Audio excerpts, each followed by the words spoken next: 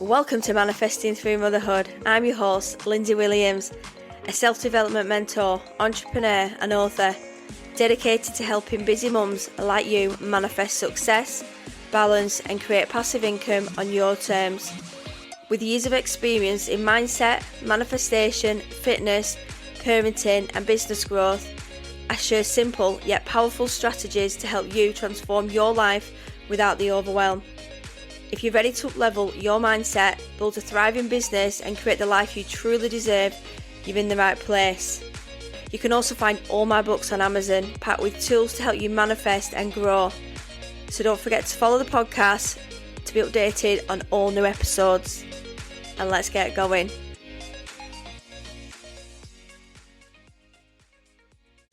Welcome back, ladies. How is everybody doing? If you are new to the podcast, welcome. Have had an influx of listeners all over the world, so welcome. It's great to have you here. And yes, so have you ever heard that saying, you can't buy happiness? We can't buy happiness, because to be happy, we have to, well, for me, is applying, we've all heard that saying, the let them theory. It's once you start applying that in life, you become instantly happy. You can spend all the money in the world trying to feel happy. The self-care days, the planners, the courses, the new clothes, the gym memberships. I've got all that. It does make me happy. But if you're not applying the let them theory, nothing will probably truly land, because happiness isn't something that you purchase. We can do it. It is something that you protect. We can all do things that make us happy in our daily lives. Like, yes, the gym membership makes me happy, but I don't really always go. And yes, a self-care day, going for a spa, of course it makes me happy, but only for 1 or 2 days, and then you come back down to earth. But I need to be happy all the time. And the let them theory is about letting people show you who they are. Let them underestimate you. Let them gossip. Let them not support you, and let them have their opinions. And let them behave how they want.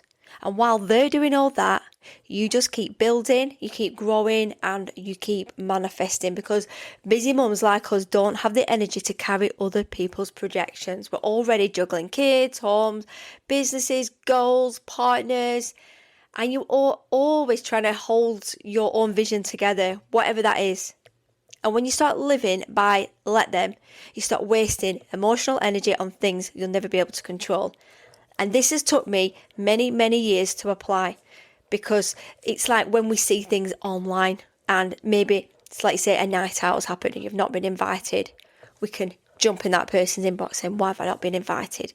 But there could be, I think what I do, I tell myself a story each and every time. Like, well, they might not like me, they might not have gone off me, have I said something? But why would I think all those things? Maybe it's just one of those things. We can't make people be what we want them to be. We can't make people be our friends. People have choices. And I speak to my friend Lindsay about this all the time, and she always struggles with this. And she's like, why do I do these things and people don't do them? And she says she's like me. She'll see things online and things that we'll talk about on a daily.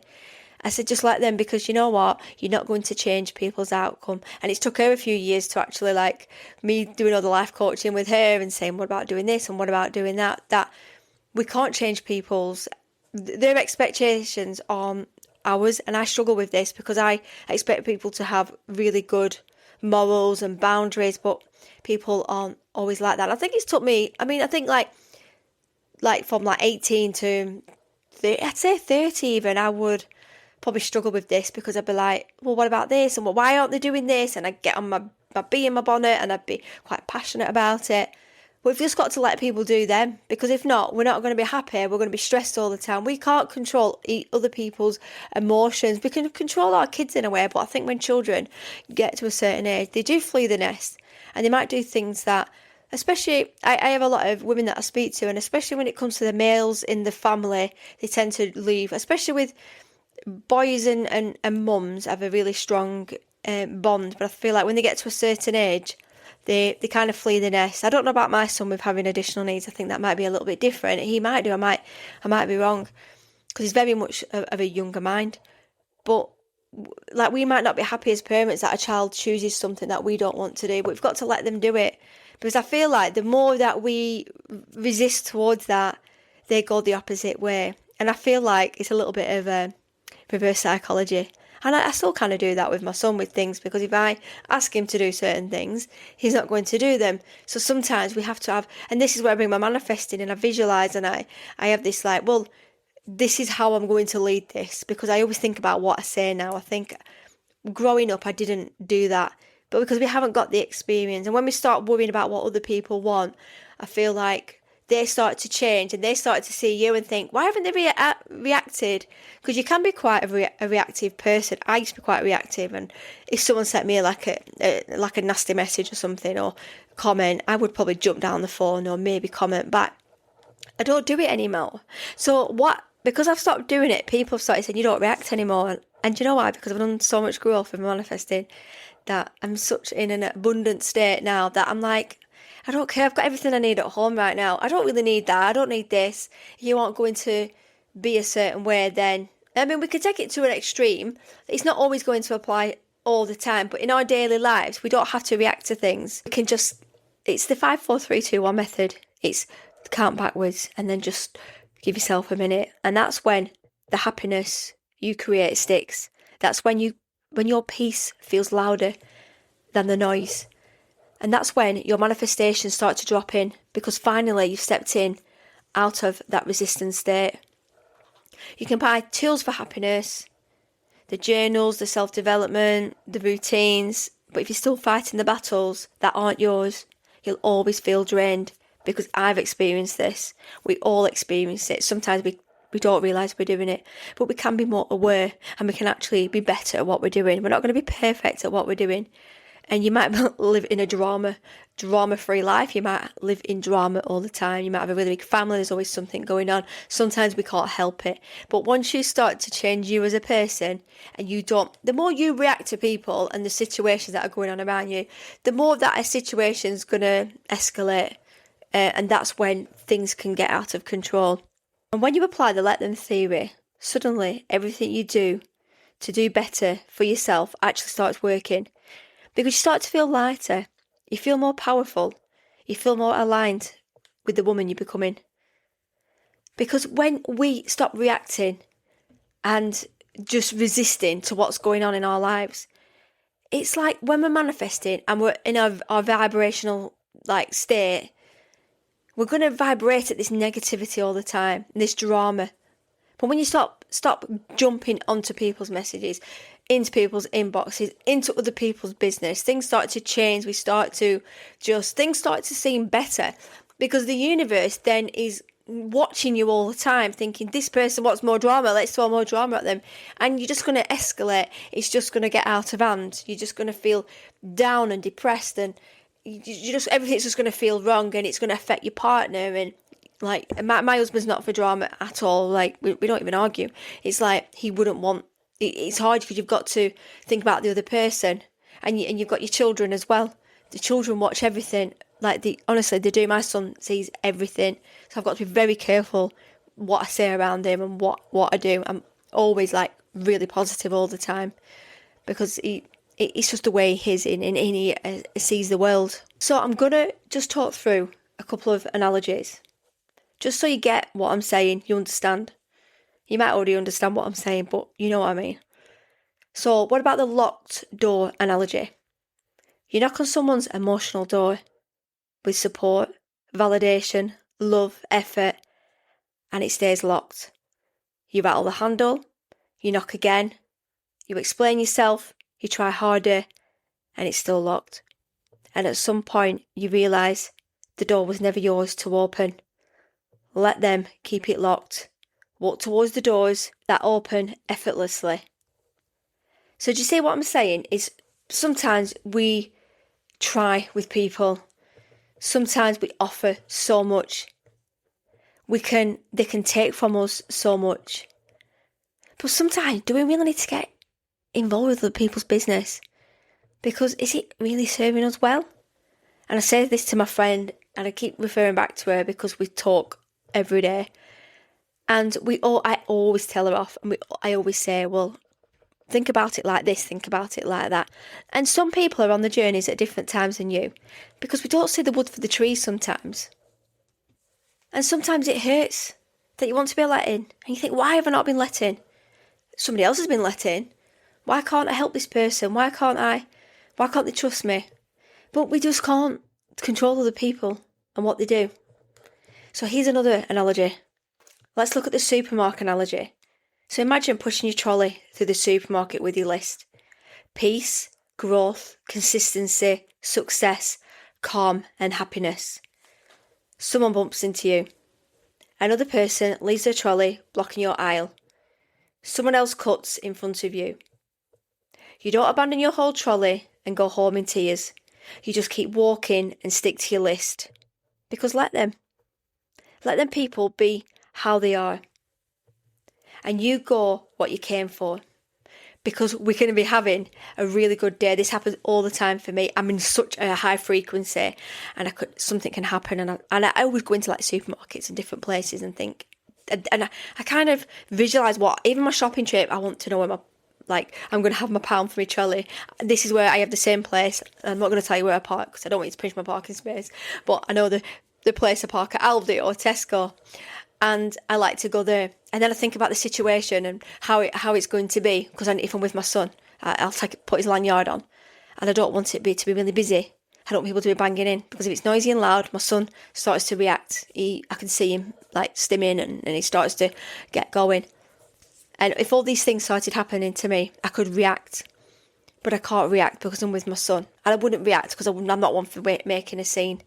But sometimes, because I'm always in that state of peace and growth, I really hate it when people burst my bubble. Because I look at people when I'm out and about, and I think, why do you not do self-development? And I can always tell somebody who's just at peace and one with themselves. But I always think all the time, why aren't people doing self-development? I see so many people struggling all the time, and I think, you know what, if you applied self-development and manifesting to your life, you don't have to be really woo-woo about it. I always say this, you just do it in your own time. And it's all about changing your mindset, and let them theory will be just let people do what they want to do. Because honestly, it's took me a long time to realise that you can't control people's actions and emotions and the way they act. And I get quite passionate and emotional about it because I think, like, why do I get treated a way that I get treated? But I can't, that's that person. Just because my standards are at a certain level, it doesn't mean that other person's going to be the same. And I do struggle with that. And a lot of you will probably struggle with that. But we can make sure our friends that are around us are at our wavelength. So I went out on Saturday and met some school friends. And we've been friends since we were 4, and we don't always see each other. My friend that I talk about, Lindsay, we speak to each other and we see each other more. My friend Tasha's had a baby. We've all had grown-up children, and she's the one with the new baby. So she's just coming into motherhood, and Tasha's actually just bought my book, and obviously she listens to the podcast, and she'll still be learning, and she's be catching up all the time. Because as a parent, when you are single, because we had this laugh, we were coming out and we were all trying to get the pram down, so it's quite funny because there was our problems years ago. You don't realise until you're a parent, actually, when it's just two of you. We can go for a restaurant, you can actually chill there, but we all had a cuddle of a son, and we all there was no we went to the place, but we had to get the baby the pram down some steps, and then she had to go in the disabled toilet. But then a disabled toilet's got the baby change, and it's not always hygienic and practical. And we was like, you know what, we didn't think of that.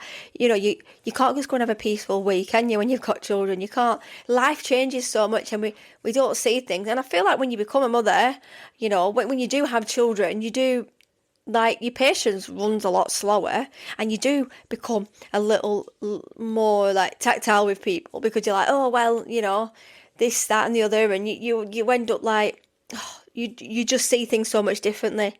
You've got a little bit more probably patience when you're without children, because you're just looking for yourself. But when you've got children, we don't have a lot of patience with people, especially when people go out of their way to annoy us. We just want peace, don't we?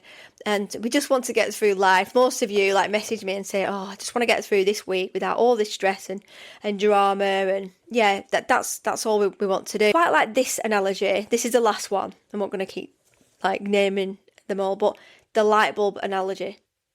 You're a bright light, glowing, manifesting, growing. But some people dim around you. Not because you're doing anything wrong, but because they haven't found their own switch yet. So let them. You don't shrink your brightness.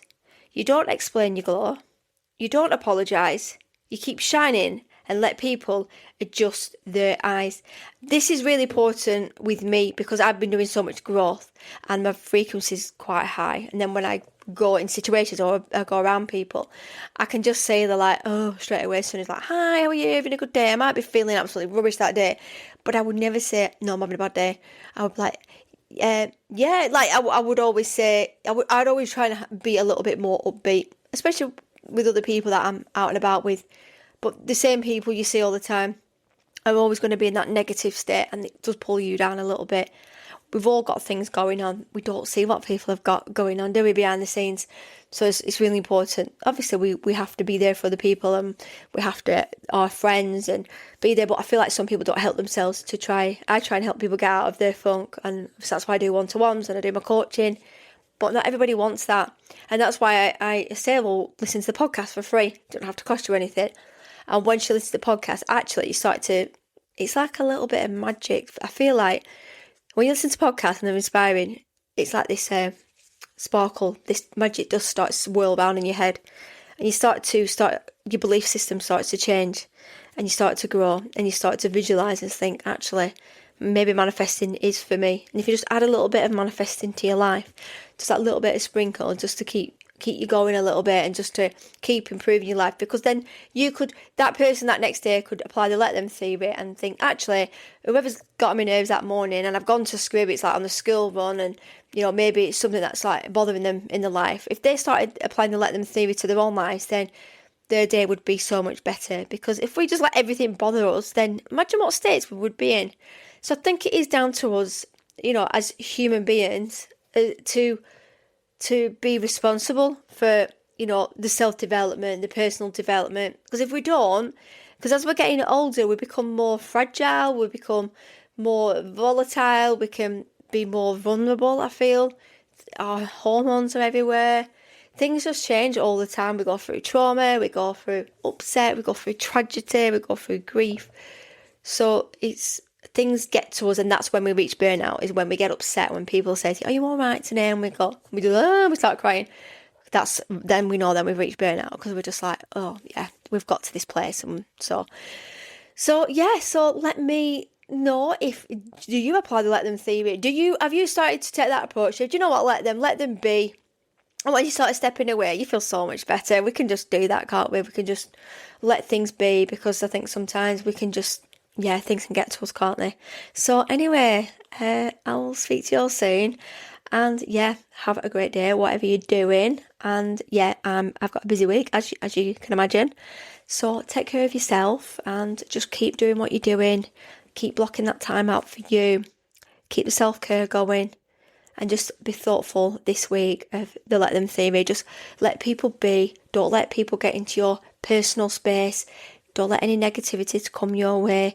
Just get some Palo Santos and just spray it around them, and just if you feel like a person's quite negative around you and they're just dumping the, trauma or brain dumping everything onto you, and you just don't have the bandwidth to do that, maybe explain that, or just try and just keep the for me, I try and keep my distance a little bit, and then I started journaling. That's really important to journal, because you can just this person, till it gets to a point where you have to address it. But sometimes that's when we start looking at our friendship groups and our relationships. If you're in a relationship is negative and you're positive and things get to you, it's going to be really hard to get out of this funk. So, and it's just about just every day just making those positive changes. So anyway, I will speak to you all soon. Bye for now. If you're feeling called to go deeper, to align more, create more, and really step into that next version of you, you'll find everything you need in my linktree. From my book Manifesting Through Motherhood to powerful resources and ways we can work together, it's all there waiting for you. Come and find me on Instagram or Facebook. I love hearing what landed with you. Don't forget to follow the podcast, and if this episode spoke to you, please share it with someone who is on their own journey too. And happy manifesting.